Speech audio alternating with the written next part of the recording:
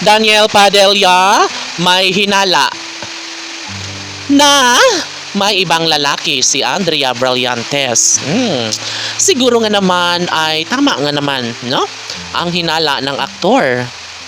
At ito rin ang nararamdaman ng mga netizens. Of course, hindi naman ganun kamanhid ang isang Daniel Padilla. Siguro nga naman mayroong katotohanan ang lahat na baka may ibang mahal si Andrea, kaya unti-unti nang nararamdaman ang sakit sa puso ni Daniel Padilla, no? Syempre, lahat naman ay mayroong hangganan. Tila hindi nga siguro, hindi talaga makuha-kuha ni Daniel Padilla ang kanyang pangarap na magiging maligaya sa habang panahon.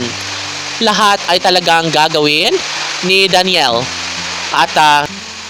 And yes, siguro nga karma na ito kay Daniel Padilla.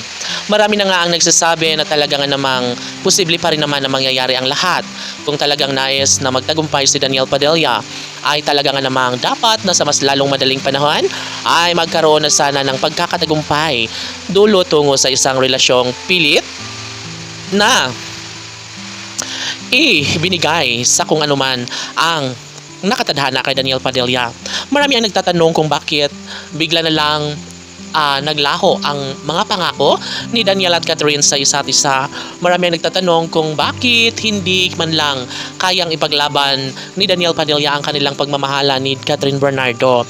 No, indikasyon ito na marami talaga nang hihinayang at hindi dapat na mangyayari ang lahat sa kanilang paghihiwalay. Ito na nga at pumasok na sa kanilang buhay, no, si Andrea Brillantes. Kaya naman siguro nga ay tuluyan na nga itong mawasak at tuluyan ng hindi na mabigyang katuparan ng lahat sa isang pagkakataon na talaga nga namang nais ng taong bayan na sana nga ay magkaroon ng pagtatagumpay sa matamis sa pagmamahalan ni Catherine Bernardo at Daniel Padilla. Tanong ng mga netizens, may puruhan pa kaya na maisa katuparan ang mga pangarap ni Daniel Padilla sa piling ni Andrea Brillantes?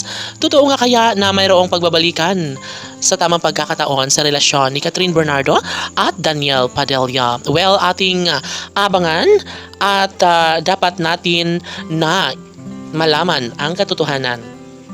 Kung talagang nais ni Daniel na may second chance na mangyayari sa kanilang pagmamahala ni Catherine Bernardo, ay dapat na niya itong patunayan. Hindi na niya dapat pakawalan pa si Catherine Bernardo dahil ito lang naman talaga ang deserve na makapiling ng aktor sa habang buhay, no?